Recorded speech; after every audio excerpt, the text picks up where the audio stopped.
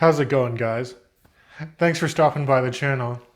So I got a pretty exciting video for you today because I'm going to discuss the story of how I came to acquire my very first Rolex watch. And that is this guy here. This is a two-tone Rolex Datejust Turn'O'Graph. So as the story goes, I do flip a lot of watches. Part of that is because I'm really passionate about this hobby, and the other part is so I can support and get new content for my YouTube channel.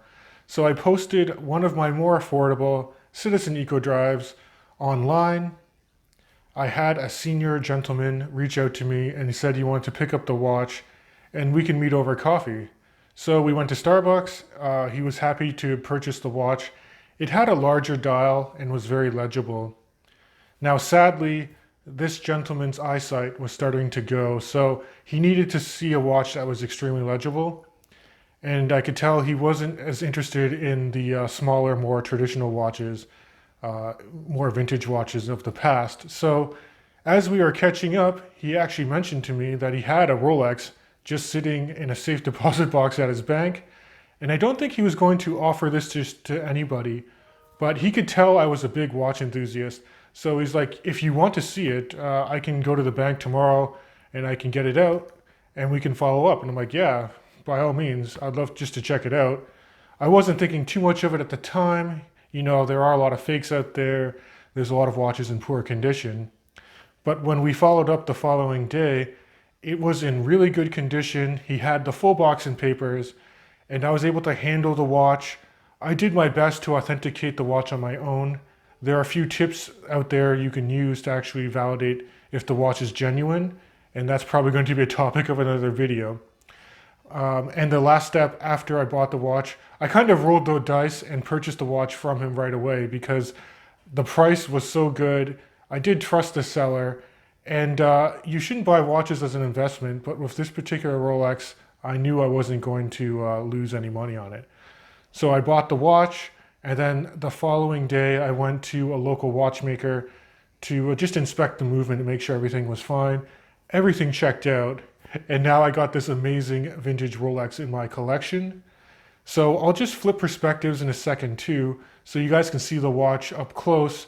I'll go over some of the history and specifications for the watch, and I'll give you my initial first impressions of this amazing timepiece. Alright guys, let's take a look up close at this gorgeous Rolex timepiece.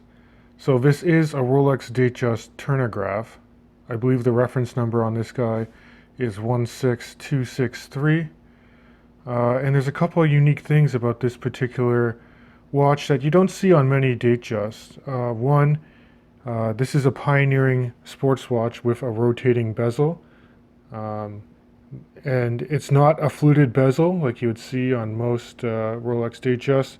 This has the Thunderbird style bezel. And the reason they call it the Thunderbird style bezel is because this watch was actually picked up by the US Air Force. There was a flight demo squad named the Thunderbirds that actually used this watch, and this was military issue at the time. And this actually predates the turning bezel you would find on a Rolex Submariner. I think the first iteration of this type of watch came out in 1953, a year before you had the Rolex subs. Another unique aspect of this particular example of the watch is the pattern on this dial. It's not just like a matte or a glossy gold dial. It almost has like a waffle style pattern or a printed herringbone style type of pattern that just play with the light, and it gives it a really interesting dimension. Now let's go over the dimensions, because again, this is a watch that heralds back to the mid-90s. So you're getting a 36 millimeter case. Flipping to the side, you have very compact lug to lug. It's about 43.5 millimeters. Case thickness is 12 millimeters, and it's slightly proud of 12 millimeters if you include the Cyclops at the 3 o'clock position there. And then the lug opening here for this beautiful Jubilee style bracelet is 20 millimeters. So nice specifications. I'm happy that it's a common lug width, so you could play around with some different straps if you wanted to. But I think the two-tone style nature of this Jubilee bracelet does match the gold color on the bezel and dial. And speaking of gold, this is a kind of a blingy watch.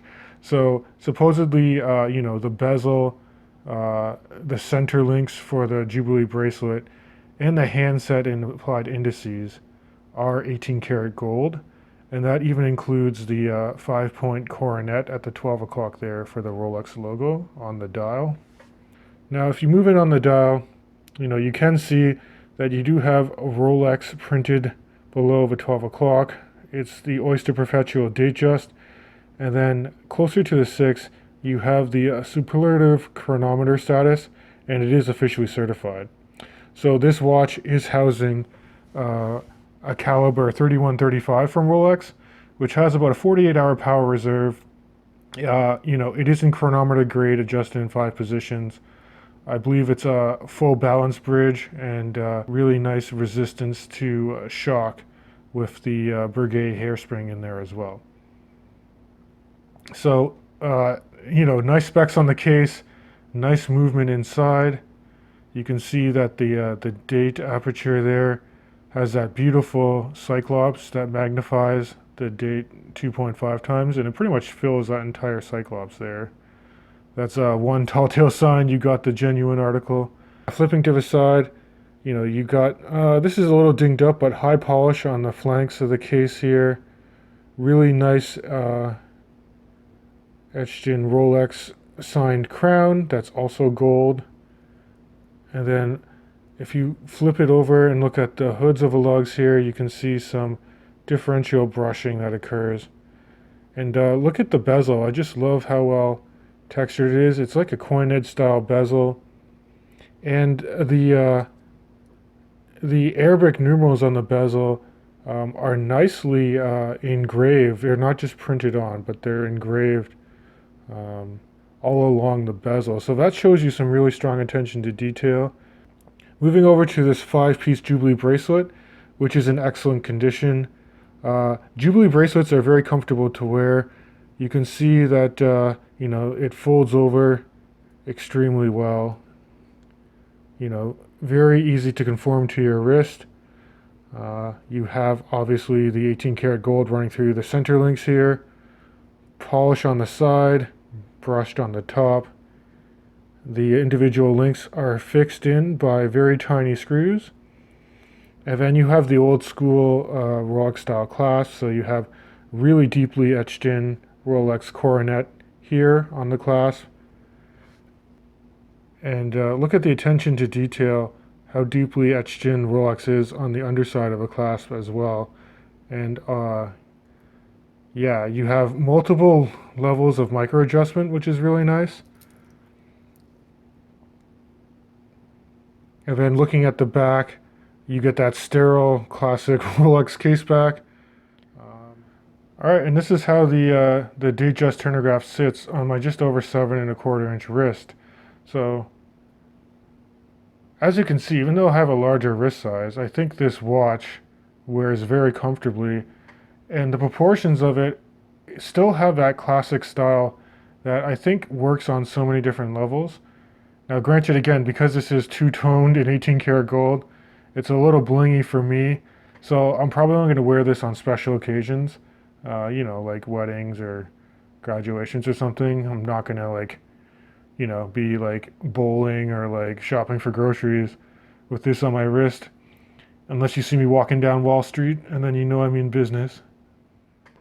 So that's just a quick overview and initial impressions of my first Rolex timepiece. I'd love to hear your feedback in the comments below. What was your first Rolex buying experience like? And what do you think of the Datejust Turn'O'Graph line? Would you guys consider getting one? Would you consider getting it in pure steel, or would you go the precious metal route as well? Again, I'd love to hear your feedback, and as always, I'll catch you guys in the next video.